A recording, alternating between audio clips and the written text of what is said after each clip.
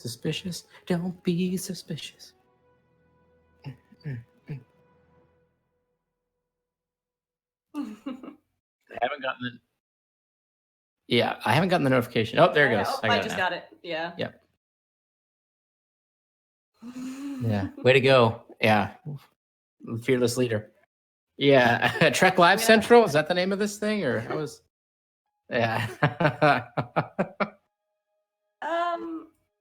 It's a black screen on mine too. Hold on. It is a black screen. It's working. Oh, it's working now.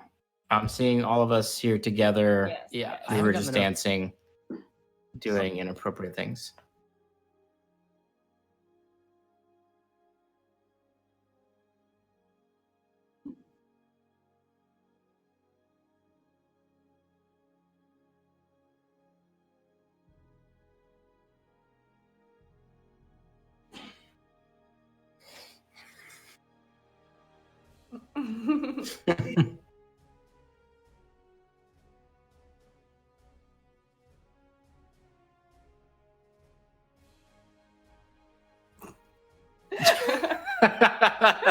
Yeah. Thanks, guys.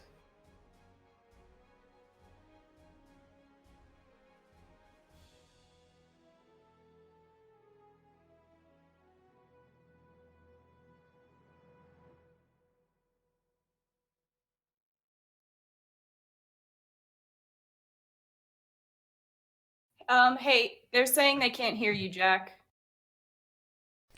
Shit. Hold on, let me see if I can hear you. No, it's fine. There's a YouTube. Oh, you were muted? Okay. Okay, cool. I'll repeat the whole thing there again.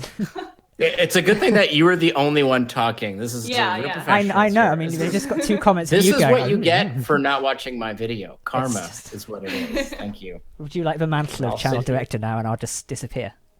That's it. As I was saying, I'll do everything in reverse now. It's definitely live. Shit. There we go. Oh, there we go. No, it caught up. You're there. We're good. I can definitely. We're good now. There we go.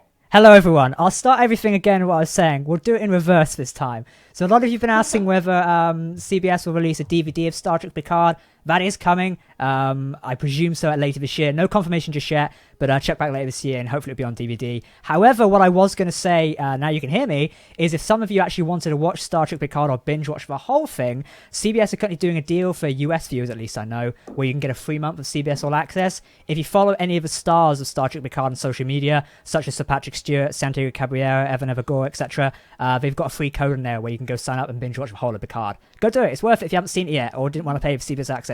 Do it. Trust me. Have you guys seen that as well? Do it. Yes. Oh, yeah. I thought it was a good idea. So sadly, it's not for international people, so we're still shafted, but oh well. It's, anyone in the US can hopefully get it. But anyway, what I was saying before we started this, today we're discussing Star Trek Picard Episode 10, in case you couldn't tell by the title. If you haven't watched Nick's review yet, Mr. Ketwolski, go watch it because we're fake fans. There you go, said it again. So yeah, where was I? This is going to be obviously the last weekly live stream we do for Star Trek Picard. We are transitioning to a new live stream format. Don't expect one to see this coming week, but after that we'll be back with weekly live streams where you can tune in with special guests and various things. We'll have more details on that soon, so look forward to it. Alright, let's jump into the discussions of Picard today. So, Brie, I'll go straight to you, as we know Ketwolski has a video, so I'll go straight to you. Tell us what you overall thought of Episode 10 and the season final of Star Trek Picard. Go. It seems like I'm one of the only people in the group that really liked it. Okay. I really enjoyed it. I had 2 minor complaints. Mm-hmm. But outside of that, I thought that they wrapped it up really well. I'm glad that they didn't leave super major cliffhangers open, especially with the delay. That being said, my 2 complaints. One is the one that everyone complained about, and that was the copy and paste starships, but that's okay, because that's not the main part of the show. I would have liked to see some others, but that's okay. And then my other complaint is just, I would love, I'm happy as a bi woman, I am so happy to be seen, but I do not like when shows just plop an LGBTQ romance just in there without any kind of lead up, or I want to see some courtship. Come on, I really want to see the lead up to that. And that's why that was my major complaint, is just hey, I love that we were seen, but maybe make it an actual like real life romance. I feel like people just have trouble writing bi romances, if I'm being honest. But like that's just something for a lot of shows. Outside of that, though, I really liked everything. I'm glad they didn't have like the whole Reaper subplot come out. I like that it was a little. I like that it subverted our expectations, which is what I said I was hoping for, and that's why I didn't like episode 9. Episode 9 I didn't like because I did not like what they were setting up for. But episode 10 completely subverted every expectation I had for what was going to happen in episode 10. So it really made me like it. I do like that we called the Gollum thing because I mean, I feel like that was kind of like hinted at enough that we could collect that they were going to do that. I don't know. I really liked it. I like that Girardi lied and got away with it and was actually the good guy in all this. I cried when Data died. I don't know. I really thought it was well done. And I feel like I was the outlier in the group.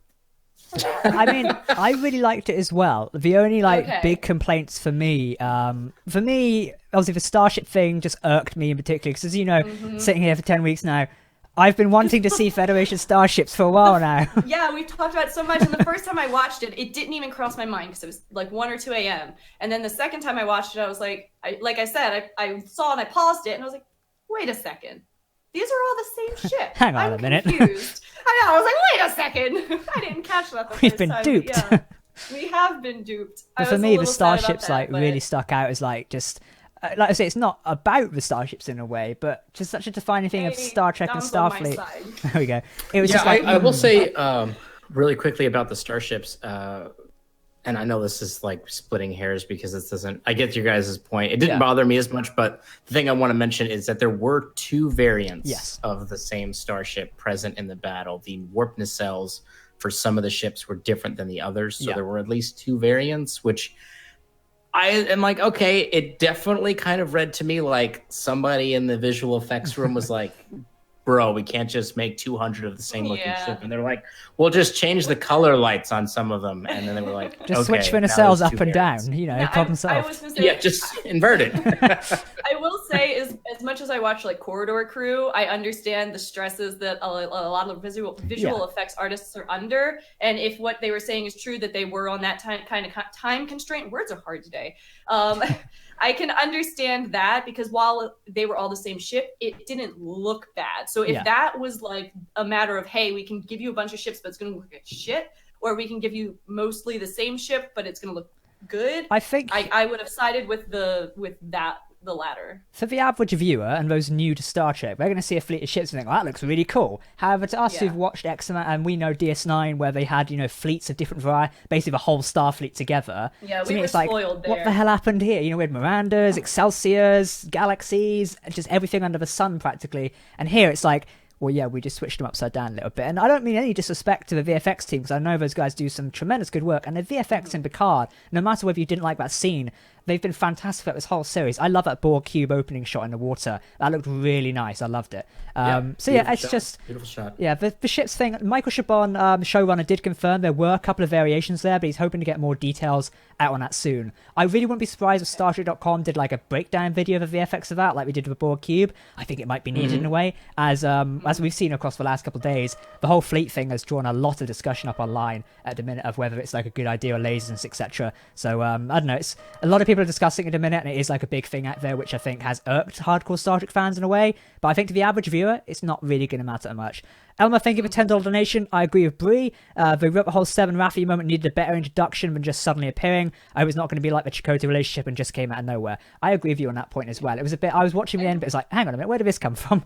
Yeah, and that's kind of like my thing is, had there just been like a single scene, like just one scene in any other episode that just showed them with some kind of like, just having a conversation even would have been enough to at least lead up to it. But I don't even think that they had a conversation in the entire show. If like one-on-one, I do not think it happened. This is a cutscene. I don't think it did either. What you guys are talking about is the issue, the primary problem that I had with this episode. Yeah. Which was to me the way it felt. I had a lot of issues, but the big overarching problem is they knew where their characters were at the beginning of the 2-parter, and they knew exactly where they wanted everyone to end up at the end of the 2-parter. But they really struggled to connect the dots on how to get everybody exactly where they wanted them to be. And instead of letting the story kind of fill itself out, they tried to shove a bunch of things together and move things around in order to make it fit exactly the way it was, and it still kind of fell flat a little bit. Like the whole Raffi thing, the whole situation with the synthetic ban being lifted, and there's a lot of things that are left open, and I'm not saying that we can't go back to those things in the second season, because we obviously are getting a second season. But there was a lot of things for me that were kind of head scratcher moments of, I wish that we had spent a little bit more time on there. Like, yeah, I mean, they're bringing, like, the Seven Raffi thing is rough to it's kind of a, like, whoa, okay, that's crazy. But what was rough for me to swallow was why she decided to leave the XBs and the Borg cube behind, when I felt like her character arc was to protect the XBs because they had introduced her through the death of Icheb, and like her story arc was to protect these other former Borgs. But then she left them, and they didn't really explain why. So it was a little weird for me. It felt a little weird. The reason I'll sort of disagree with you there is because she didn't even know about the XBs until, what was it, episode 7 or 8, when she showed up to help Elnor. And she's like, what's going on in this cube? That's why I'm not too upset about that. She had, in my opinion, that made more sense than her sticking with the XBs, just because she was only there for that one episode and then got crashed there. So like I feel like it seemed like it was a lot longer than it was, but I think the time from her getting on there, having the fight, and the ship crashing was a lot shorter than we think. And so if that was the case, she would have already had that interaction with Picard and the whole crew beforehand in episode, like, what was it, 4 or 5 or so? I mean, so that's why I didn't have an issue with that part, but I hear what you're saying. Agree. I hear what you're saying. Yeah. But I was going to say, I do agree with a lot of the other stuff that you said. And I think a lot of that could have been remedied by just adding an extra episode or two. And we've talked about that before, is saying that 10 episodes was too few to tell the story. And we said that a lot. We've said that a lot. And I'm hoping that next season they add an extra 2 episodes. However, I don't know if you saw the message I sent you, Jack, but I know Dom knows that I think that this is the case. I'm pretty sure the reason they set this up the way they did is because they're moving from serialized storytelling in Picard to episodic. I think season 2 is going to be back to TNG style episodic storytelling with a whole crew going on different adventures. Potentially. Because the way they set it up, that I see and that I sent to you and Dom, was that they've got this crew. They show how all of them got there, why they'd lay down their lives for each other. Like, there has to be some kind of something to keep them together, this motley crew, and that would be Picard dying. And so that's why I think the whole season 1 was just a setup to begin a season 2 where they actually have a crew and they can maybe clear up some of the questions we have. Like, I'm on the side of, hey, if the body didn't hit the floor in the show, the character's not dead. So, like, Narissa's not dead. Yeah, Narissa's not dead. So she's out there. Where's Narek? He just vanished. Like, we have no idea. Like, he just poof. He was at the fire pit. So, I mean, there's a difference there. What happened with Narissa was she vanished, and we don't know. Narek, they just forgot to add and edit the scene. According to Michael Chabon, I was going to. That's why I'm saying, like, you have Narissa who, she's just not dead. She just got knocked off, and it's up in the air. But given how most shows show things, if a body doesn't hit the floor, the character's still alive. Yeah. But the other one, Narek, that's what I meant when I said he's just poof, not there. Like, he's at the fire pit telling the story, and then poof, he doesn't show up anymore. So that was I don't remember how I talked to you guys about that. I don't think I did. But yeah, that was a complaint for me, is that Narek just didn't, like, just got forgotten about, I think. So according to Chabon, there was actually a few deleted scenes. So one about the book, the XBs. Apparently Ramda, however you pronounce her name, and the XBs almost like form like a community with the synthetics on the planet, and they chose to like live together or something. According to Chabon, that was deleted or left on the cutting room floor. And something with Narek was supposedly in there, or was shot but never made it to editing in the first place. So they really struggled with time constraints. Maybe Dom just confirmed as well. Episodes. Yeah, I think, especially considering you already split an episode into one other and created another one for this thing. So upset. Here's the thing that gets me, and maybe you guys have an opinion on this. I hope that you guys do, because this is what troubles me, is keep your 10 episodes. Whatever. You want to say that there's only 10 episodes? Okay. Why the hell are you utilizing these archaic time constraints for a 45-minute episode when it's a freaking streaming show? This is not a cable time slot, as far as I know. As of right now, they have no plans to bring it into syndication on cable. what are they doing? Why is it like, well, it's got to be 44 minutes. It's got to be 44 minutes. Well, why? On the finale, I even hoped or thought that, it would be an hour and a half finale like some shows do. Because some shows, the finale is longer than the other episodes. Exactly. Even if it's a two-parter, it's just a little longer. Like it's an hour and 20 or an hour 30. And sometimes even a pilot is like that. Neither the pilot or the finale did that and gave extra time to hash stuff out. And I can absolutely agree with you there. You can keep the 10 episodes, but yeah, the time constraint isn't actually necessary on a streaming service. No, it's not. And the concept that you have to worry about people's attention spans, well, that is, again, a very archaic style of thought process where television, there was no pausing it. Yeah, we can pause it and I can come back. Now. Yeah, right. I go on a marathon.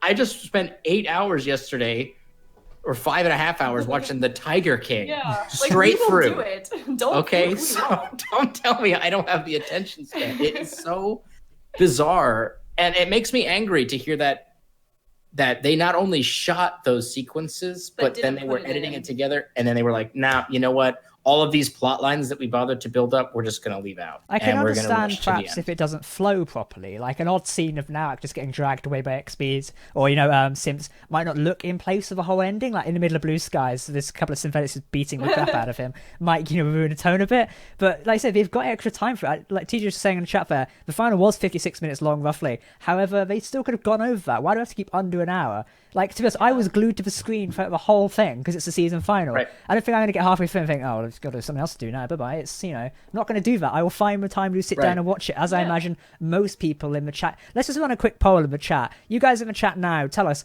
would you mind if the season final of Picard was, say, like an hour and a half, for example, or like, an extra half an hour more than the average time watching an episode? Would that bother you? Just say yes or no in the chat and we'll see if we can get an average answer going.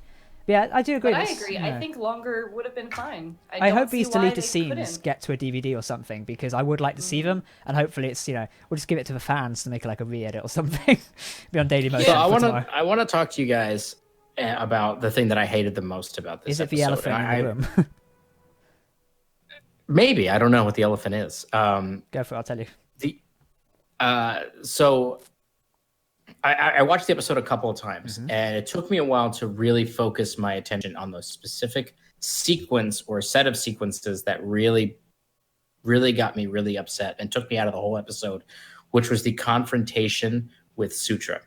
The whole Sutra confrontation completely pulled me out of the episode, and I can run through my big issues really quickly, but essentially what happens is all of our main cast of characters, Rios, Raffi, Elnor, Narek, and Dr. Soong, arrive at the ceremony where Soji and Sutra are. Soong just pulls Sutra to the side, says, I know you killed her, what's her nuts, blah, blah, blah, and he just zaps her unconscious. We never see Dr. Soong again until the end of the episode. Then Rios tries to throw the thermal detonator at the console. Soji catches it, throws it into the sky, and she goes back to what she's doing. And for the next, I think, 17 minutes of screen time, Rios, Raffi, Elnor, and Narek are just standing there staring watching at Soji, doing nothing. They don't do a damn thing. And then Soong, who knows the truth that Sutra manipulated all of them into doing this situation and is vital to the tipping point that led Soji to wanting to build up this, device and call down these beings, he does nothing. He just sits behind the pillar and tells nobody about it at all. And that set of sequences just took me out of it so much because it felt like, again, they wanted it to be Picard who's the one that had the philosophical debate and that convinced her not to do it. But the way that they made everybody else had to stand around just wrecked it for me. And that to me is the whole set. That's what just sunk the episode. Honestly, everything else is just fine. Like, really, there's other problems with it, but it's like, whatever. That to me was what just torpedoed the whole episode for me. But I don't know. Maybe I just noticed that. Did you guys notice that? I mean, yeah, it's true, because it's like, what are they doing the whole time? Like, if you're trying to stop someone from, unleashing hell, arguably, you probably should go and try tackling him or something. There's like 4 people stood there. Someone's going to throw a punch. Come on. Only reason that I will say that maybe, like, if you were in this situation, you wouldn't step forward. It's like, she is an android that can crush your skull in like a millisecond. So, I mean, what is someone who's not an android gonna do in that situation, except for like zap, like, zap him like dead? But I mean, did he not have any more of those devices? Like he had one. Yeah. Did you not keep a case? But again, does that kill her? And if that's the case, like they're not going to kill their main character in that sense. Right. But the reason I wasn't so upset by that scene is just because I was thinking, I mean, I wouldn't go up to an android that's hell-bent on destroying humanity because my head's going to get crushed in a half a second and I'm not going to be able to do anything about it. Even on multiple people, I mean, you saw what happened when other large groups of people tried to go and take down the androids, they just got their asses kicked. Like every time, like when the Romulans tried to do it, dead. Romulans try and do it again, dead. Like I wouldn't risk it. And that's, I think, why they didn't. If it was real life, I would have been on the side of them and just not stepped forward and be like, listen, maybe we shouldn't do this. Let's not do this. I'll be over here. Head crushed. Yeah. So that's the reason I wasn't so upset by that scene. But I understand why people would be. But I personally wasn't, just because that was my line of thinking. Yeah. I do want to talk about my favorite scene of his entire episode, in which you all know what it is. Captain William T. Riker. Oh, yeah. Just give me more Jonathan Frakes in that uniform. Just give a lean. It's just... Yeah. We all gotta do the lean real quick. We'll just do it the right way. Brie, go the other way. Oh, yeah. Sorry. We'll just run the whole thing. It's hard for me. We'll just run the whole thing like this now, where we're leaning across here. So the whole Riker thing was really good to be honest. We're such twats, honestly. Amir, thank you for the $10 donation. Just gonna say, transferring a mind in Star Trek, whether from a human android, is just copying, because you technically can do that while the original still exists and remains alive. Yeah, but Picard died though, so it's kind of eh. Anyway, about the Riker scene, I love that, to be honest. At first, I didn't notice it was the what are you laughing at? Just that guy donated $10. I'm gonna come back to it. Anyway. I'm gonna come back to it. Yeah, you were like, stupid ass question. I want to talk about Riker, okay? We had a fleet of ships. Give me the 5 minutes to talk about them. Fuck. Sorry, I shouldn't swear, should I? Honestly, no. The fleet of ships. You can swear as much as you want. I don't care. You can just call me Captain Clancy from now on. I'll be the male version instead. We'll see how that. Nick can tell me to shut the f up halfway through.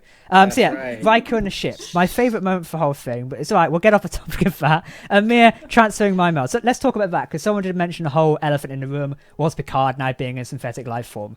How do we all feel about that? Because Brie, why don't you take it away? Oh, okay. I've been talking about this almost every single day since it happened as a joke with my brother. But my favorite exchanges in the season finale was when Picard was like, "Oh, do I have any superpowers? Oh, you didn't even give me an extra. I would have liked an extra 10 years or something." And they're like, "No, we didn't give you anything extra." And he's like low-key disappointed, and I really liked that, because everyone, I feel thought, oh, Picard doesn't want anything extra, and in his back of his mind he's like, I kind of would have liked a little something. So I thought that was a nice little exchange. But I do think that obviously I'm glad they didn't write in superpowers for Picard, because that would be too much in my opinion. Right. But I did like the little exchange. I'm not opposed to them putting him in there, because like I said, it kind of sets it up where. And I bet you when season 2 comes out, he's not going to be doing the whole kind of thing like he was doing before. So he's going to be a little bit more of I'm guessing classic, not obviously not classic Picard, but closer to classic Picard than we saw in season 1. And I think that's kind of, like I said, what they were setting up for, to be an episodic show again. That's just a personal guess. That's my theory. And that's why I think they put him in the android body and set it up the way that they did, is so that they could continue with all right, space adventure now. True. Yeah, it's that's a good point. I'm fine with it. I thought it was actually kind of a really unique, funny way to change the Picard character, and open up a level of story elements and plot elements that we wouldn't have been able to explore with Picard until now. Which is, now he is does he have that discussion of, am I the same person? Do I have my soul now that I've transferred into another body? And do I feel differently about being a synthetic? And what I thought was interesting, and they didn't actually bring it up, even though they referenced it earlier in the season, was I was thinking like, so he has a regular heart now, or what kind of heart does he have? I'm curious about that. Does he still have his? Was it Duratanium? I think Chabon said he doesn't. I think he said he doesn't. Okay, no. Which is interesting, But how does he? But is that something that we also get to now deal with? Yeah, I would like to see an episode of season 2 of him almost like coming to, almost like it has an emotional toll. Like, cause I think if you put yourself in that shoes, it's kind of hard to do in our environment. You would have an existential crisis. Yes, if you took me tomorrow and radically changed my body and everything, I'd be sat there for a couple of days going, Jesus Christ, it's a bit. I think anyone would be. I would love to see a season an episode of season 2 almost like dedicated to that, or even like that being one of the underlying themes of him dealing and coming to terms with the fact he is technically himself because he has all his thoughts and functions, etc. But he's not in a way. It's not actually him because he's in a synthetic, an artificial creation. So it's.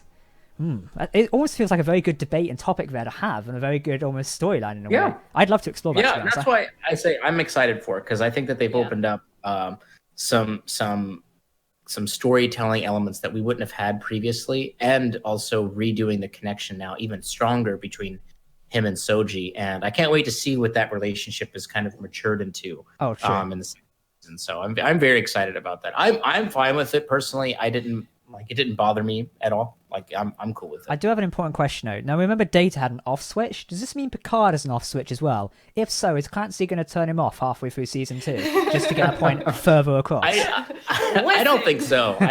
He's going to get the remote out. Boom, Picard off. Done. There we go. Now I can talk. I feel like this is an important discussion that needs to be had. Mark my words, it's going to happen. Picard will just face up the next evil villain and they go, haha. I know, you're off switch. Sky Plus off. There we go.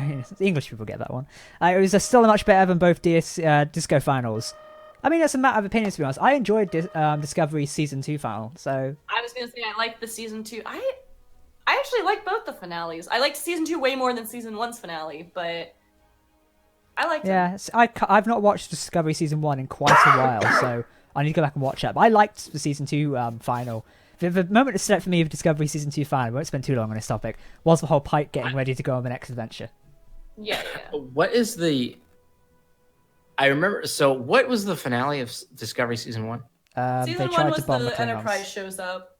Well, no, I mean, like, what was the plot of the episode? They tried to bomb the Klingons using a thermonuclear explosive. Oh, that's right, the bomb in the planet. That's right. Okay. L'Rell becomes Chancellor. I'm sorry, I completely forgot about Fake that. fan. No, it's okay. Sorry. Whoops. Star Trek review of my house. Yeah, I know. Joking. Yeah, real trooper. Sorry, I thought you were literally asking how it ended, and I'm like, yeah, that's the final. Like, no, I know that part. That's what I remember. Yeah. That I remember. How can you forget the Enterprise? What the hell, man? Yeah. No, yeah, sorry. But so let's actually. After you. Oh, sorry. Go ahead. No, after you. I was going to ask about what you guys thought about the magic screwdriver.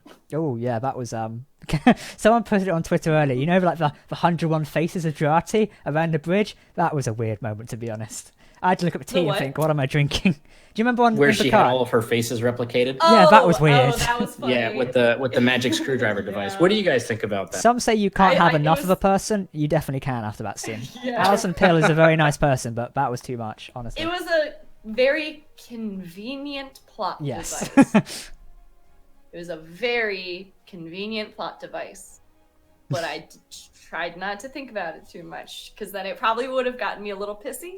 But I can, again, like you mentioned, Doctor Who. That's, I think, why it didn't irk me quite as much. It's like, I'm a big Doctor Who fan, so I'm so used to having a running plot device that just does everything.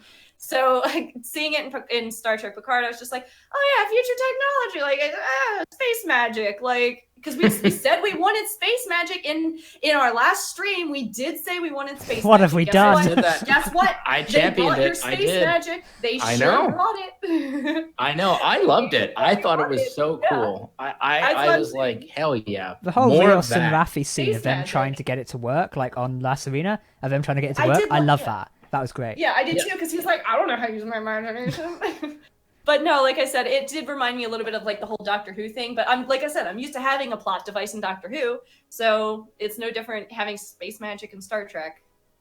Yes. Yeah, I didn't mind it at all. I thought it was really cool. I mean, of course, when Agnes was like, I need a neural fractic interface replicator device, and I'm like, what the hell are you talking about? and it was just like a hologram duplication emitter thing. It was like, all right, even though it literally failed immediately and was kind of pointless. But I liked the sequence with Rios and Raffi using it, and I thought that was really funny. And I like it. Like I said before, like we talked about, you know, I want more space magic. I think it adds like an element of fun that we don't. It doesn't need to be too gritty. Yeah. Right. I think it was fun. I thought it was just technology fun. You don't understand. So, and that's kind of how I look at it, is why I like Star Trek Space Magic, because it's just something that we don't yet, like Starfleet yet does not understand or has not created or found.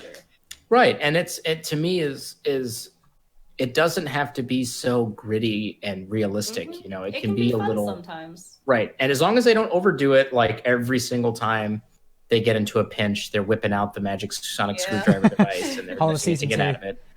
Right. Which I don't think that they will. Doctor Who, but Star Trek. We repaired this whole book. Picard's just walking around holding it, you know? Yeah, exactly. Yes. Yeah. So Sean Casey donated $5 and said, way too many ships to make it understandable. True. This is one thing I mentioned earlier. Although it looks like the same ship, Shaban and Nick have mentioned there were multiple types there.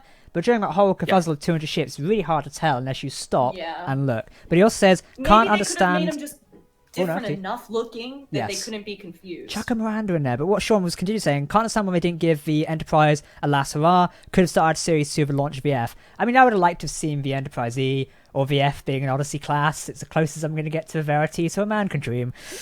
There you go, there's my 10th week mention of it. We're complete. So yeah, it would have been nice to see the Enterprise, but I guess they might be saving that for another time, or they're keeping that card close to their chest. I mean, I don't think they could have gotten away with another Enterprise in this season final of a show, to be honest. They've already done it once. 2 might be a little bit too much. I would have. People would have compared it to Star Trek Discovery. Actually, they've done it twice now, really, haven't they? Because they did it in the season final of Discovery season 2. The same Enterprise showed up again.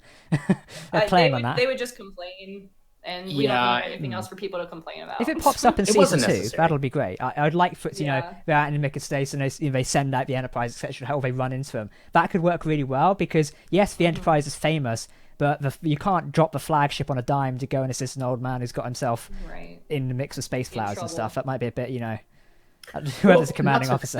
That if the Enterprise's mission, historically speaking, has been deep space. It's not new life, and that would be new life.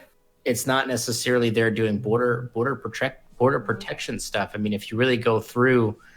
I mean, obviously that kind of wanes a little bit from the film's perspective because the Enterprise just happens to be places, you know, but you know, from the show's perspective, like it's deep space, like they're deep spacing, like it's not there to deal with border disputes between them and the Romulan Free State, you know, that's not what the ship's there for. It was only present in like the movies because it was directly there at the same time. We even see in the movies they sent the Enterprise off to, you know, protect certain things, but obviously that was recalled. Someone just said in the chat, they found it a little weird that Riker basically said the ship he was on was the flagship, but it wasn't called the Enterprise. I'm pretty sure when he said that, I don't think Riker said it himself, but Commodore O's lieutenant said the flagship of the fleet is hailing us. I think they mean flagship of the fleet, not that not the Zheng He or however you want to pronounce it, is the flagship of the Federation. I don't think it applies. As we know, the Enterprise is still out there somewhere. It's not been confirmed yet, but we know from the book, which technically is canon, technically isn't, that the Enterprise was active up till 2385. Past that, we don't really know its fate, but I doubt there's, you know, at Starfleet, there's always a time where an Enterprise is out and about. They never leave it for too long. So either the Enterprise is active or a new Enterprise, which wouldn't be surprising, we've discussed that before, is active and is out there. So yeah, it would be, it's definitely out there. Right. I would like to see Rios become captain of the Ibn Majid. Oh, Imajid, how you pronounce it. Ibn Majid. There we go. That would be pretty cool, to be honest. I mean, is the ship still in service, or was it like white? Because it's white from record, so that kind of implies it's gone. Did they scrap the whole ship, or did they just wipe it from the records? Because I imagine if they wiped something from the records, it's not like Discovery's ship where they wiped it from the records, and it's not like if people can't find it, it's in the future. If they wiped it from the records, I imagine they scrapped the ship too. Yeah, because otherwise it's gonna be there, and someone's gonna be like, "There's this random Starfleet ship, but like, it's not." Which one is this? Records. So I'm very confused. If they want to get rid of it, surely they could just like rename it and paint over the numbers and away. There you go. That might take a bit too long, actually. But yeah, that's true. Get the mop and bucket out, and we'll redo it. What do you think about Nick? Do you reckon they got rid of it, or? You know, it's gotten me thinking, right? Like comparing. So we heard the two backstories for Rios was I think in the second or third episode. where he was like the Ibn Majid was mothballed and erased from all records. And then we heard the other one, which was the more descriptive one of what happened with his captain. And I guess I'm confused as to why they still erased it from memory when the captain did exactly what it was that he was supposed to do, which was kill the two ambassadors. He wasn't supposed to kill himself, obviously. Yeah. But from what I understand, the threat was, if you don't do this, we're going to blow the whole ship up, which is already very strange because I don't know how they would have done that. But it's just weird that after they did exactly what they asked for, so you have a ship of a few thousand people who now have to pretend like they never served on it, or did everyone else die, or how does that? I don't know. It seems kind of weird now that I think about it. Yeah, I don't know. Well, I think we can it's one of those, the longer you think, the worse, the more questions you have. That's true. I should stop thinking. It's probably for the best. No, keep going. Now I have questions. Yeah, it's a little weird. That is a weird thing. I would like to know more about that. Maybe we'll get I wouldn't be surprised with Rios kind of being a short track or a novel. Rios, I think, is one of the more standout characters from this new season in terms of new characters. So I think that there's a possibility that he might get a spin-off book. Well, he did confirm more books were in production for Picard, so it's possible more are going to come out. Yeah, I agree with you. He's amazing. I really want to see more. He's my favorite character, I think. Yeah. Like, of all of Picard, there was nothing he did that made me say, like, screw Rios. Like, Rios is always #good guy Rios. All day, every episode, #good guy Rios. That's the season 2, like, tagline. Just love him. It's funny you say that, because actually when you think about it, like, Rios as an individual, even though he's kind of portrayed as this rough and tumble smuggler that breaks the rules, he's actually more Starfleet than anybody else. And that's why I was mistaken in the beginning, I think, when I said that. And I'm glad that I was, because you even said, or one of you said, that's overdone, the soft hard ass kind of thing. But he's not a hard ass. Like, he is just a guy who's been through shit. And, like, I relate to that. I really do. And so for him to just be so caring, I think what really did it for me was in episode 9 at 8 in Broken Pieces, after he had that whole breakdown. But then as soon as he's with the group, he doesn't, no one asked, like, his first thing is to ask if other people are okay, even though he went through his own struggles just hours ago. His first thing is make sure everyone else is okay. And that's what I'm saying, like, good guy Rios. I love him. He's great. I agree. He's just the best. So Waleed says, hey, all, great work on the show. Started the original series and I'm enjoying Picard. Okay, Jack, talk about Riker. Live long and prosper. Okay, I'll talk about Riker. Can I just say, I'd be happy for a Riker series. Him in that red uniform, give me more. We all want it.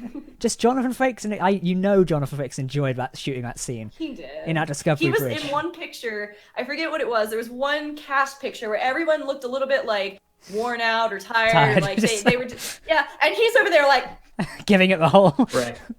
Like, so happy, like, biggest smile on his face. I'm like, oh, he's having a blast. I think he's having the time of his life. I mean, he gets to play his character. Yeah. He's directing episodes. He's hanging out. Yeah, he's having the time of his life. So it's great for him. He's directing, obviously, Discovery as well. Like, I wouldn't be surprised if they are doing, like, a Pike series, etc. Considering he worked really well with Anson Mount, they'll definitely have him on to direct stuff of that. And vice versa.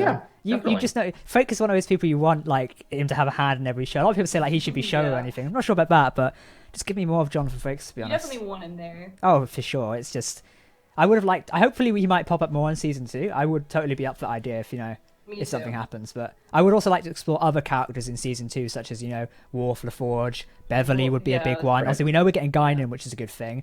And we've not got much to go off to about season 2 just yet, because for Wavy ending, that's what I want to talk about as well. How does everyone feel about the direct ending of season 1? Because they've left it on like, okay, we're ready for the next adventure. There's no cliffhanger like we're kind of sometimes used to, but it's kind of like, yeah, okay, cool. What's next, essentially? I like that because, like I said, I really think they're setting up to be episodic. Potentially. That's how I see them setting it up personally. I think that's why they did it. So I like that they closed it out that way. I like the hard ending because it looks like he's literally like, let's go on an adventure now. And that's how it seems like it's cutting off. And then they're going to open season 2 with like, they're on some planet doing something, like maybe just fucking around, just having a good old time. I don't know. Maybe they go to Ryza. And then something happens. Like, I don't know. But it's just, I feel like they're going to set it up to be a little more like TNG style, and that they just used season 1 to actually build the crew up, and that season 2 is going to be episodic. That's why I like the way it ended, because I think if that's the case, and if that comes out to be the case, the ending is going to fit. Yeah, I would say that there's no right or wrong answer. It wasn't a bad ending. It was an ending, and it ended, which is what endings do. And I would say that I wanted a cliffhanger, but it's not for me to. But I'm not also saying that the ending was bad. I just wanted a cliffhanger. So for me, that was more of a disappointment from my own expectations. It wasn't that they ended it poorly. I do think that, again, like I talked about earlier, like how everybody got to that end is my kind of issue. The issue's there, but the ending was rather interesting, and I liked how we had that shot of essentially our season 2 cast. Yeah, we had our 7 of 9 as well. Yeah, right, and she's front and center, and everyone's got their cool jackets on. Even though I have a lot of other problems with the episode, I liked like the ending was an ending. Like it was fine. It wasn't like you can't objectively say that the ending was poor. It was just the ending that they decided to go with. So yeah. I think it sets up for like they've got now a lot of room to play with for season 2. Yep. They can do anything they want at this point because they've got the cast of characters established. They can go anywhere. If they want to jump into a brand new action-packed story or something else, dealing with Picard's mental structure, etc., they can jump into it right off the bat. It's not like they're tied. Like as soon as when Discovery pops out in season 3, they have to deal with the aftermath. They've just arrived there, etc. However, Picard and that, they are free to do what they want. Everyone could be, back doing, and he has to set the crew up again or convince them to go on another mission, etc. I like it because it leaves the book open. And someone else had just commented in the chat, maybe they did that on purpose because of a change of showrunner. Could be an idea. But I don't know, it's something to think about. Because obviously Mike Picard's not serving the showrunner for Picard anymore, which is a shame because I would like to have kept him throughout the whole thing, essentially. Because I feel like that could potentially damage the show or story. But considering they closed it this way, not so much. Because it means that the other showrunner's not having to pick up someone else's story and run with it. Right. They don't even have to reference stuff from season 1 if they don't want to. They can still reference it. Right. They're not playing on it heavily, if that makes sense. Right. And so speaking of that, there were a couple of things that were a little outstanding at the end. Yeah. We had a few big ones, but the one that I want to talk about, the kind of the less interesting one that I just wanted to get your guys' quick opinion on was, did you feel satisfied with the Mars attack and what happened with the A500s? Do you feel satisfied with the way that they kind of ended the season and didn't really go back into that and just kind of left it kind of like, well, you know what happened. We don't need to spell it out for you, so we're not going to go back there. Did you guys feel satisfied with that? The only thing I think I would have liked to change is how they got hacked. Okay. If we'd had another flashback, I think maybe another flashback showing how they even got to get hacked in the first place would have been nice. Because as of right now, were they hacked? Was it an implanted destruct thing, or implanted a little timer? All right, here you're gonna go crazy on this day, or I'm very I'm very confused on how they actually got them to carry it out, and I would have liked to see an expansion on that. But it didn't leave me yearning for more, if that makes sense. I feel like we know that it was the Romulans and they somehow got the androids to do that, but I do agree that a flashback, at least one more flashback showing how they got those androids to attack Mars, would have been enough, in my opinion, to completely make me satisfied. Okay. What do you think, Jack? Yeah, I mean, for me, I'm always yearning for more stuff like that when it comes to... I would like to have seen, the hacking scene in another flashback. I think that easily could have been fitted in. Episode 9 didn't have a flashback, did it? No, it didn't have a flashback. No. Did 9 have one? Nope. No, it didn't. Nope, did not. 9 and 10 could have done with flashbacks because the episodes picked up... They didn't immediately pick up on themselves. It was episode 10. Right. It started out on the cube. Correct me if I'm wrong. It did start on a cube. So it doesn't it didn't automatically need any other setup. It wasn't directly following on from last week's cliffhanger because Picard's in his room, Soji was messing around with some flowers, etc., building a transmitter. Mm-hmm. They could have included flashbacks in 9 and 10 and explained a little bit more of what was going on, like a scene of just sat in her office with a glass of whiskey going, I'm going to hack some androids. Something like that could have been quite funny because it's implied the Romulans hacked them. So I take it must have done it because she was in a position of power to do it. It's just a little bit confusing for me still. Who actually was the one responsible? Was it just the Romulans in general? The Romulans full stop? Was it the Tel Shah? Was it the Jat Vash? it's still a bit So at the minute it's just applied to Romulans, or the whole species was responsible, or the Romulan Free State, or the Tal Shiar. Thanks for everyone sending in the donations, by the way. Let's quickly read them before we jump back to that. Do you like the new Warbird? What happened to the Dejadex? How do you pronounce Dejadex? Is it that? The Dejadex. There we go, that one. How did you like it? Because you're a ships person as well. I thought it was cool. I thought it was cool. My thing is, I will always love the Dejadex. It's one of my favorite ships. In fact, I have the toy. It's on my bookshelf right behind me. I have the giant die-cast toy. The Dejadex is one of my favorite ship models, and I'll always love it. And it's not going anywhere, in my opinion. But they have other ships of the fleet. I liked the Mogai Warbird from Nemesis, and I liked the expansion of more Warbirds in this. I thought the new one looked really great. In fact, I liked O's flagship more than I liked the smaller ones. Not to say the other ones were bad, but I really liked the way O's flagship looked. I wish we had gotten. I can't wait to see more of that. That was really cool. Of them would have been good there to fill the fleet out, because the rest of them was just lighter, like Romulan Warbirds in a way, almost like smaller birds. A couple more of O's flagship would have been good. And they may have been back there. I haven't gone frame by frame. I'll have to look at it again there, but it'd just been nice. Yeah. I think they wanted to make the assertion that is the big bad ship in a way, hence what it's including one, because you only ever see one Enterprise on the field.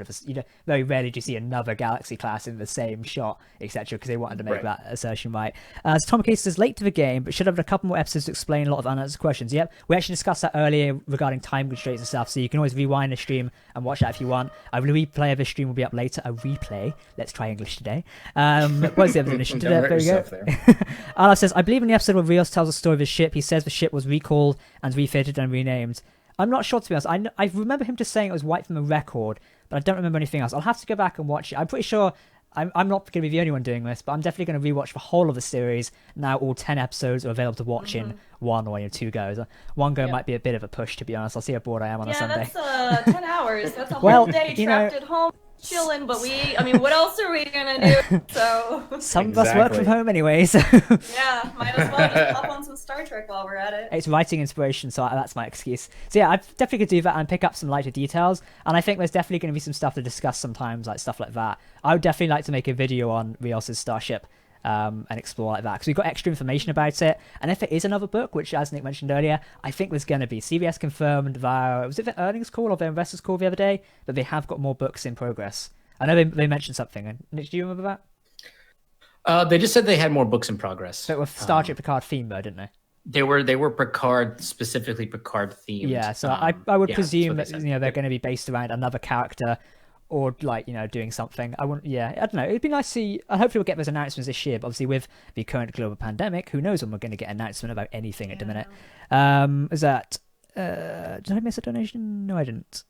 Oh no, did I miss one? Michael Breen said, now that Data was given a proper goodbye, I would like to see the Galaxy-class Enterprise D given a proper send-off. Yeah, it could be. It did. They blew it up on... and they unblew it up in Generations. Yeah.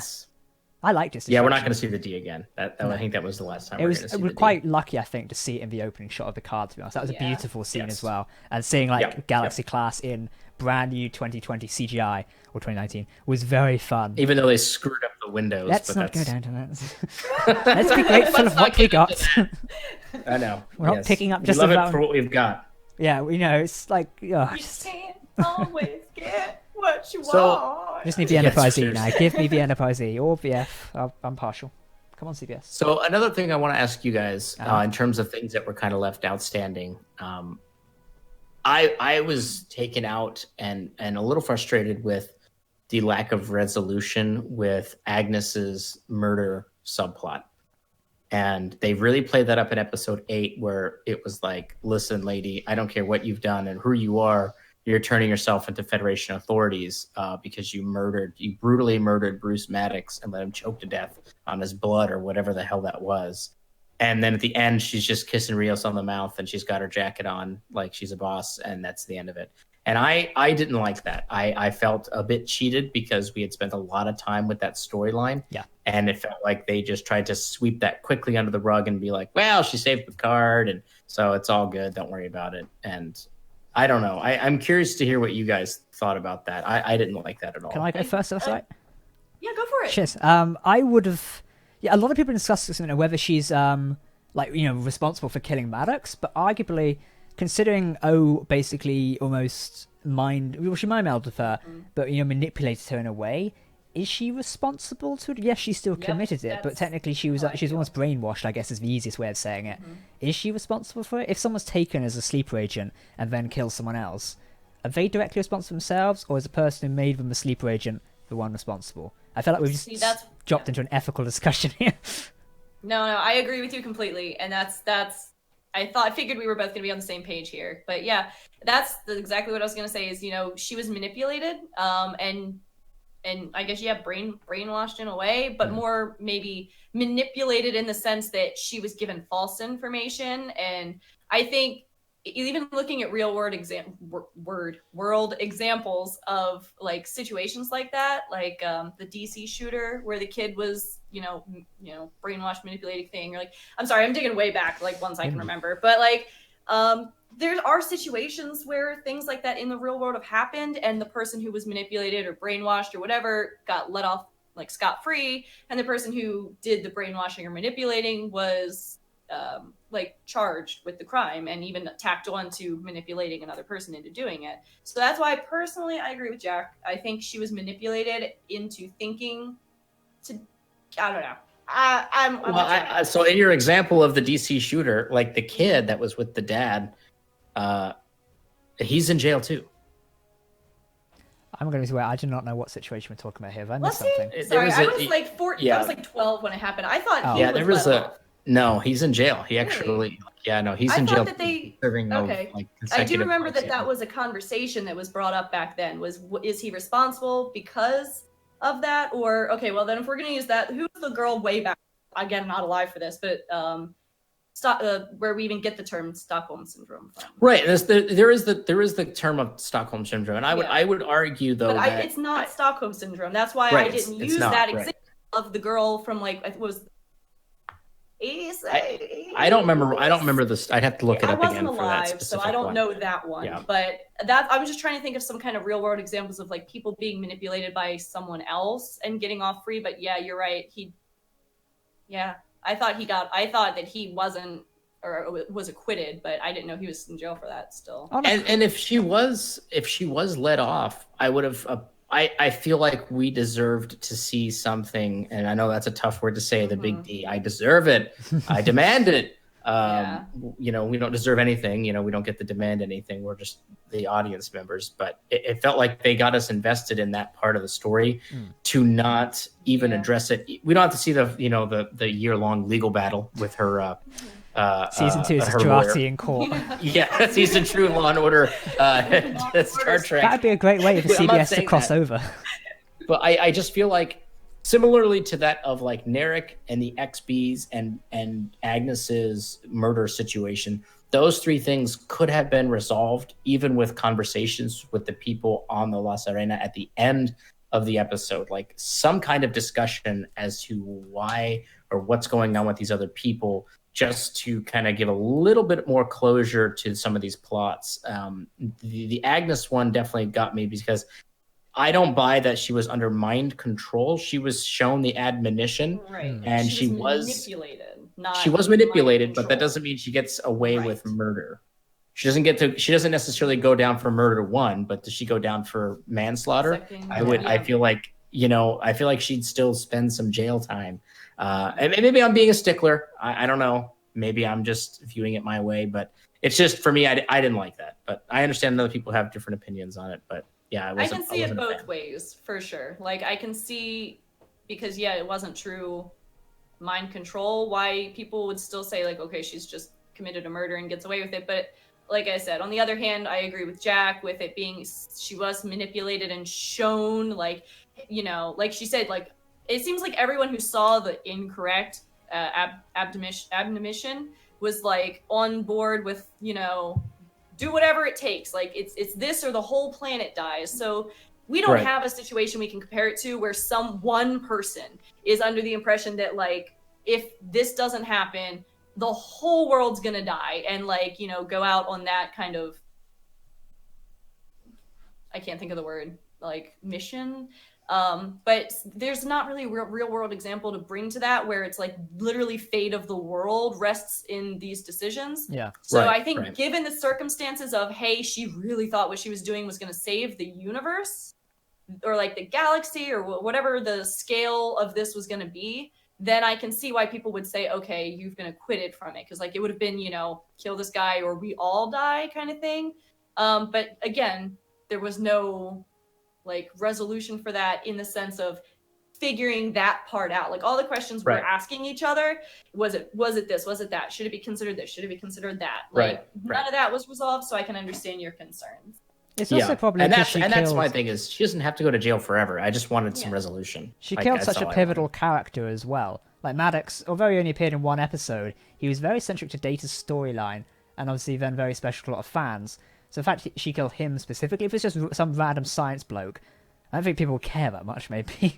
But it's maybe they still will. But because it was Maddox himself, and he was very pivotal to the start of the story to begin with, and it happened halfway through, people are like, what the hell? So it's just something, something to think about, I guess. I feel that. Yeah. Apparently, Chabon did say that she'll answer for it in season 2. I've not got a confirmation of that, but it was in one of his Q&As. I will probably sit through the last Q&A he did and read through it, but I would be surprised if there's a comment into it in season 2. It'd be weird if they brushed over the whole fact.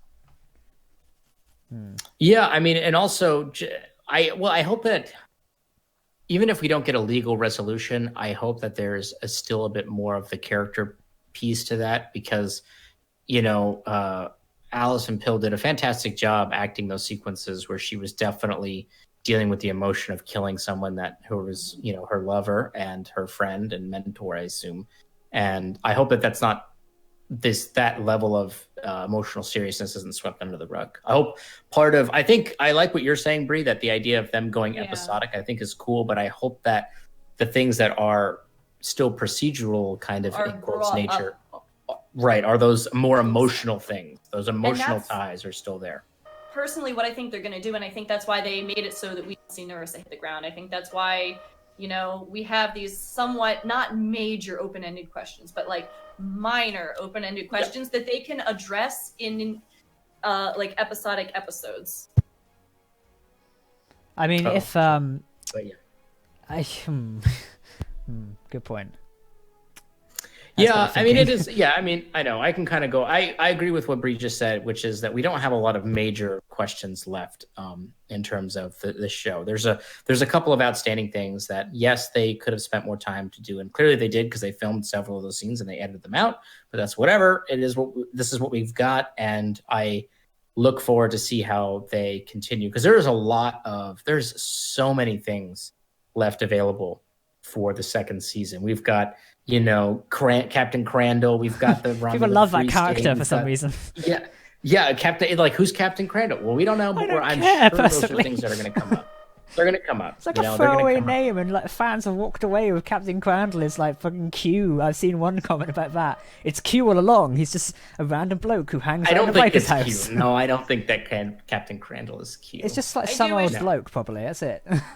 I do it like. I'm hoping that he's brought up in season 2, just because, like I said, that the whole he gave the not working compass, but then it works at the Borg transwarp conduit. That's a question that I personally need answers. Where, why, what, how, and what?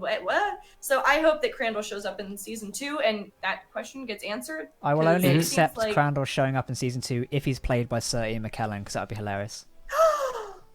Yes, I would love that. Yes. Oh my gosh, I would love that. Oh my gosh, I would cry.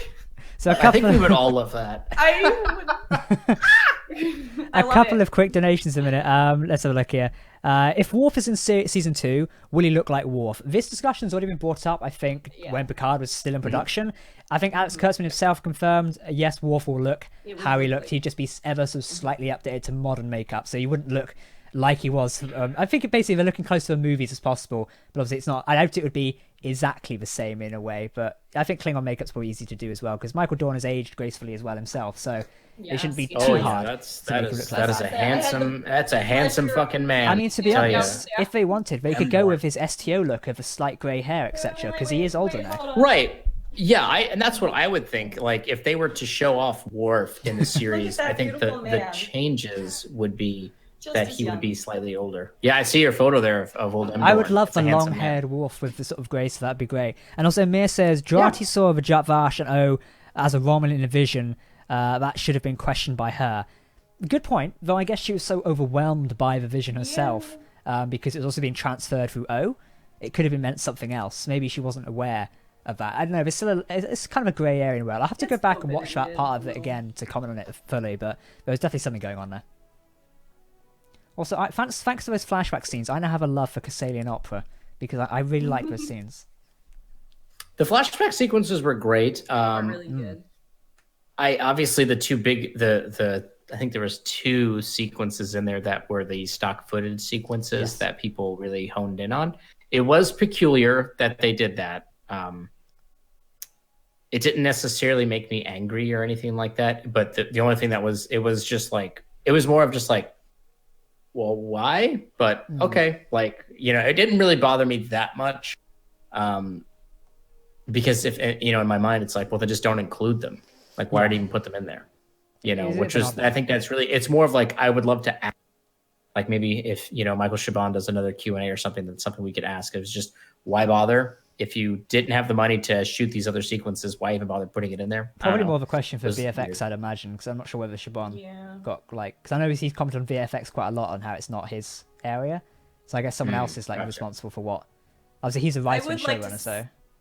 I would love to do I would love if they did like a Q&A with the VFX artists or something. It would be really cool. There's a lot of really cool stuff that was done in the show. I'm sure, there's going to be hit on negatives, but there's also so much that was done well, and I would love to pick their brain on that. Hopefully, let's say if they do a DVD, there's going to be these bonus extras and stuff like that, which should be really cool. And I mean, I hope they do.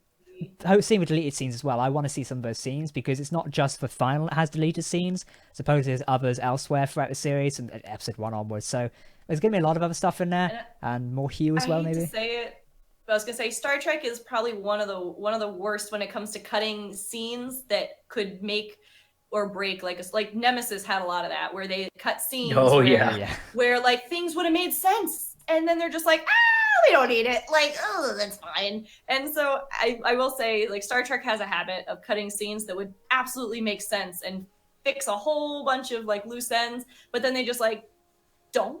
And they're just nah, we don't need it. So it didn't really surprise me, but it doesn't mean I'm not a little disappointed. Some of the Nemesis cutscenes, I say, they were I just should have kept them in, to be honest. Yeah. It's people always argue with me over the missing first officer, Commander Martin Madden. He doesn't exist in canon. It's a deleted scene, okay? He doesn't exist. Even in Wrath of Khan, there was a cutscene where whoever the engineer that died was actually supposed to be revealed in a scene to be Scotty's nephew, and that's why he carried him onto the bridge. So again, Star Trek, it's not it's just that one movie. It's not just Nemesis. They have a bad habit about cutting things that should be kept in for time constraints or whatever. Like Dom just said, Star Trek 2009 as well, with Nero and Rua Penfe. With Nero. That was almost crucial. That would have been. That was literally so crucial to the plot of that movie. I'm Star Trek, what are you doing? You have all of this content that needs to stay, and you have all this stuff that could have been cut, but you cut the things that we need. Why? Why are you like this? So I want to ask you guys.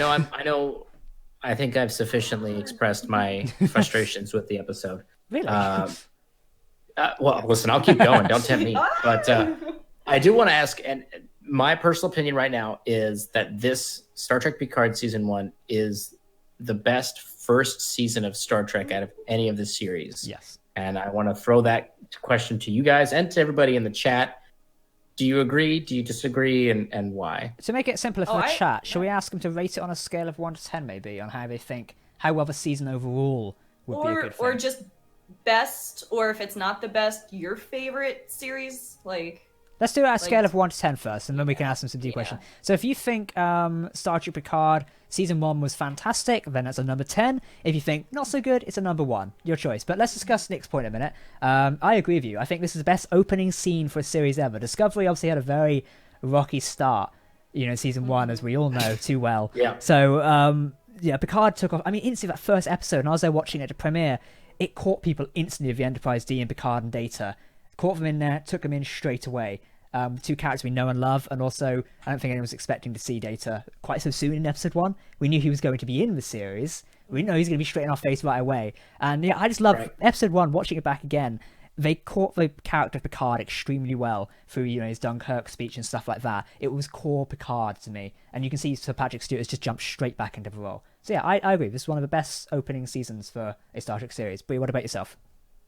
Yeah, I actually, as much as Deep Space Nine is my favorite series, the first season is not my favorite. Like there's top tier seasons towards like the whole arc with the war. Great. But season 1 didn't catch me. In fact, I'll be honest, the first time I watched DS9 season 1 was I didn't even think I liked DS9 when I first watched it, because I understand. Yeah. I couldn't quite get into it until it started to continue on, and I was like, okay, I see where I agree. It's the best first season of any show in Star Trek. I can agree with that. So the chat are coming in with average scores. I'm seeing a lot of 8s and 9s, to be honest with you. I've seen a few 7s. 8 is what I'm seeing. I think 8's probably going to be the majority answer from the chat today. I'm seeing a lot of 8s, yeah. So it seems the chat rated at 8. So not a fair answer. Yeah, I think 8 matches pretty well. Like I say, this series had its highs and had its lows, like any good series has. We were never going to get 100% across the board. It just wasn't possible. So yeah, I really enjoyed Picard season 1, and I'm very excited for what they do with season 2. Obviously, I think, sadly, due to what's going on in the world at the minute, it does look like Picard season 2 might be delayed some way, because production on not just Picard, but nearly everything in the film industry and just TV industry is just stopped at the minute due to the COVID-19 virus outbreak, which is a shame. So I think that's definitely going to disrupt CBS is sort of programming for next year, and we already know it's disrupted for Discovery as well and Picard. So hopefully it's comes back strong, and hopefully nothing's rushed as well. I hope, I'm happy with a delay if it ensures quality things. I hope they don't go, oh, we need it out by January 2021. We will force it to get there, because that's just going to produce not good. When things are rushed, I'm happy to wait personally to get a quality series until halfway through next year if need be. I don't want to, but I'm happy to do it if we get a quality series. What I'm hoping for is, I'm hoping that this extra time allows some of the scripts to kind of continue to gestate a little bit, and maybe they'll continue to work them and maybe really hone them, because those are things that you can definitely do remotely, as a collaborative effort, as opposed to where Discovery season 3 is at, where they're dealing with visual effects artists working from home and migrating massive amounts of data back and forth and doing all that crazy work and trying to figure that out. Whereas Picard they hadn't broken ground yet. And I assume that they've broken ground in terms of maybe, sets and stuff like that, or maybe reusing things from the first season, but they may be able to do some more script work on the back end to try to improve it even more, which is great in my opinion. Cool. For sure. So Stephen said the original series has the best first season, y'all. Ooh. Ooh. It had a lot of really good episodes in it, but I wouldn't say because there's also some that are not good. Yeah, I would say TOS probably is number 2. I think Picard takes the cake right now in terms of the best first season. I think TOS comes in a very solid second place. I agree with you, Brie. TNG that's my jam, but the first 2.5 seasons are real rough. They are rough to get through. They are rough. I tell people that. Yeah, I'm don't people who try to watch TNG for the first time. I'm don't give up on it until you get through halfway through season 3, and then if you don't like it, then you can stop. But don't give up on it after the first season. I will say, because it's not representative. I have not watched the original series in so long, and that's it. My credibility is now destroyed. No, I've just not watched the original series in so long. I love it. Don't get me wrong, but it's just something I've not watched in ages. So it's just it's not the series I go to when I want to casually sit down and watch Star Trek. If that makes sense, I'll happily watch Voyager, Enterprise, DS9, etc. over TOS. I'm not sure why. Maybe it's just because of the way it looks, I think. I'm not saying it looks bad, but it's obviously aged quite a lot because it's almost 50 years ago. So it's not visually pleasing to myself, maybe. That's just personal opinion. It's still obviously good because it's what founded Star Trek. You can't not say it isn't. City on the Edge of Forever. Yes, that's a very good episode. I like that one. Well, I think the flow of the original, I'd have to get this into a TOS debate. I think the flow of the original series was substantially different than the Berman era style of Star Trek. I think it's just when you play them, they're different. They're tonally very similar, but the way that the episodes feel are wildly different in a good way. Like they feel very, very differently from each other. And I think they carried a lot of those elements over, but they just feel differently. And part of that is the age. Part of it's because it's campy, but part of it is just because it was just made by a different creative team. So they just made it feel a little bit different, which makes it a little bit more difficult to, in my opinion, I agree with you. Maybe older folks have a different opinion, but I would agree that it makes it difficult for me to put that on as my background noise. Like if I'm painting my 40K models, I usually put on like a Berman era Star Trek in the background, but a TOS one I don't really put on. I know it's not the one I go to. I agree with you there. So we've got a couple of questions I just want to read out. So first off, Earl, thank you for your donation of $10. We haven't seen the end of the advanced synthetic shown later this season. I presume you mean the tentacle creatures? Do correct me if I'm wrong, though. Yeah, not seeing much of them was a little bit of an annoyance for me. But then again, I kind of figured they weren't pivotal to the story in a way. They were just like a secondary plot, so I might disagree with that. I would have liked to have learned more about them, because I'm always curious about giant alien species, and me and Nick were theorizing for weeks on end with the Iconians, the Decon, someone else. So it would have been nice to at least get a reference of who they are. Maybe they could have come up with a loudspeaker going, "By the way, we're the evil guys. Bye," as they drifted back into their red hole of death or whatever it is. But it was just, I don't know, it was weird. I would like to see. I agree with you. And I think Brie actually mentioned this earlier, which is that our expectations were subverted, and I thought that actually worked so well, because I think everyone was expecting a big space battle, but it was actually kind of more focused on the battle of wits and a little bit more on the battle of the moral back and forth between Soji and Picard, and the fact that they didn't have the all-encompassing space battle a la Star Trek Discovery, I thought was actually a bold move, and I actually thought that element played out. I don't really see too many people complaining about that, to be perfectly honest. I don't see a lot of people saying, "Oh gosh, where's my giant space battle?" I haven't seen that. I don't get me wrong. I do want to know more, but it would have been cool to have a giant space battle where everything blew up, because I'm a sucker for sci-fi stuff in general. I would have loved to see that Federation fleet kicking at Roman's ass, just like I said. But at the same time, like I said in my review, it's almost Star Trek in a way where things are solved without having to fire the gun, because that's kind of a whole ethos of Jean-Luc Picard himself in Next Generation, the whole 7 seasons, always trying to solve problems without firing torpedoes.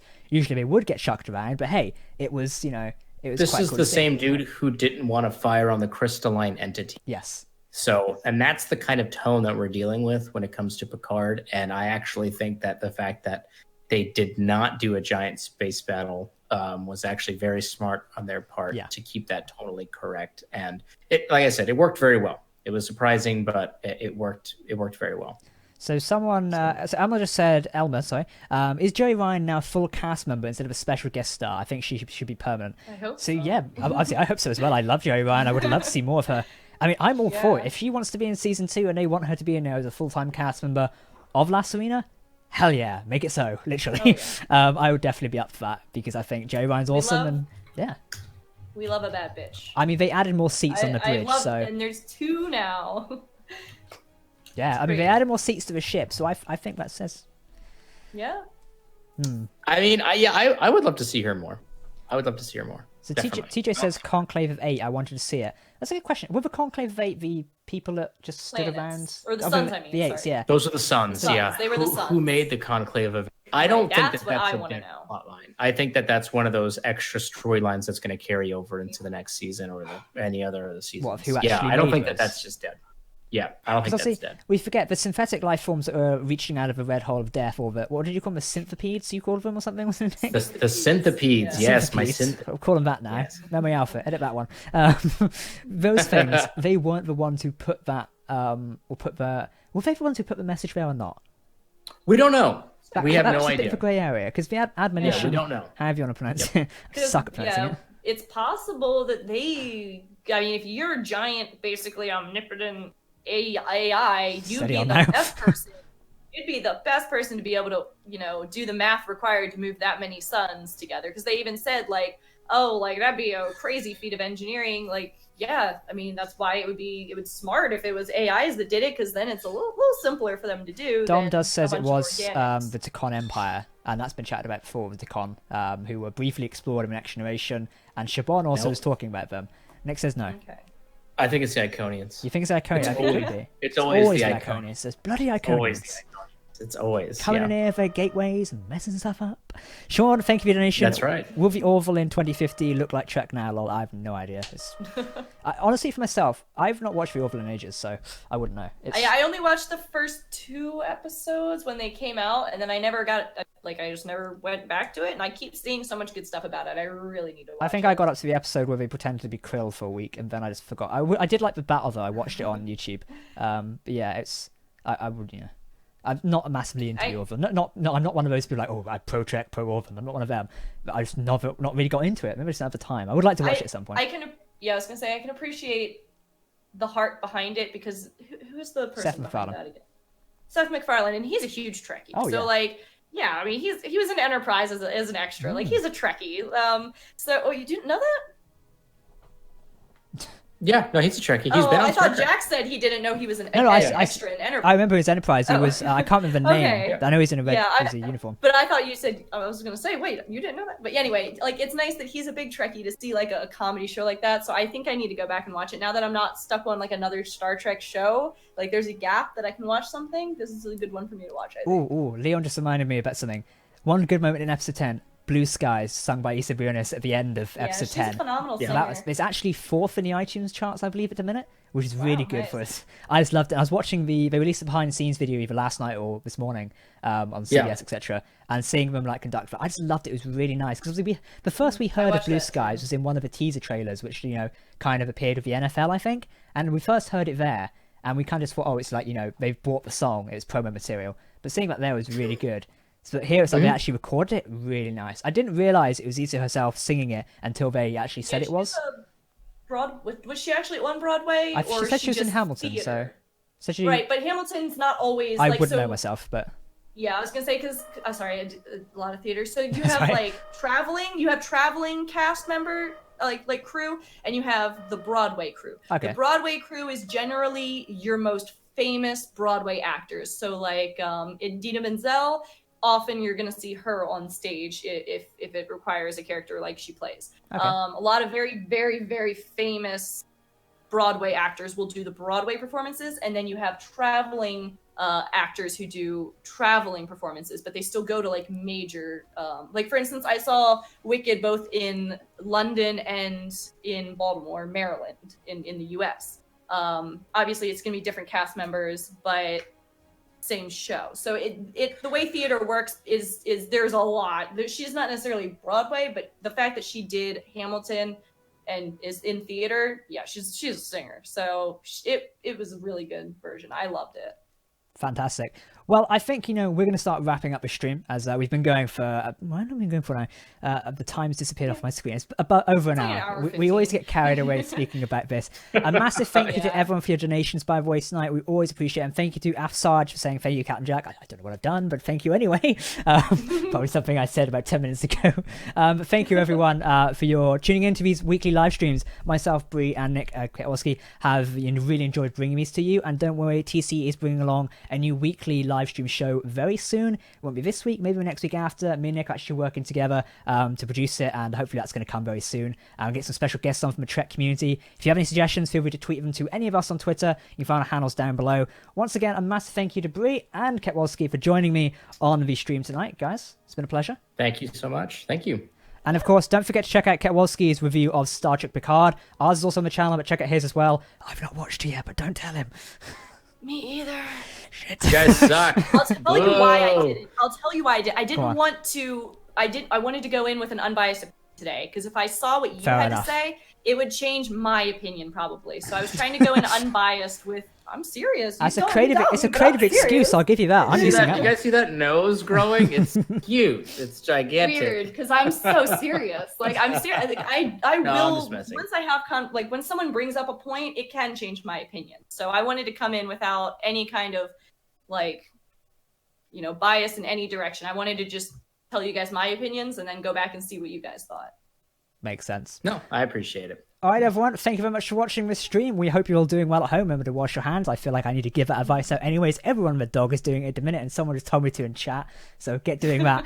But yeah, thank you for tuning in to these streams. It honestly has been a pleasure bringing to you them each week of Picard now. Obviously, our next series, hopefully airing, is Discovery. We will be back with weekly streams whenever that emerges this year, but we don't know just yet. And of course, supposedly Lower Decks is happening this year, but we'll keep you updated on that. For now, I've been Captain Jack here on Trek Central. You can keep up to date with all our videos by subscribing, following us on Twitter or Facebook, or visiting our website. Thanks for watching, and we will, of course, see you very soon. Goodbye.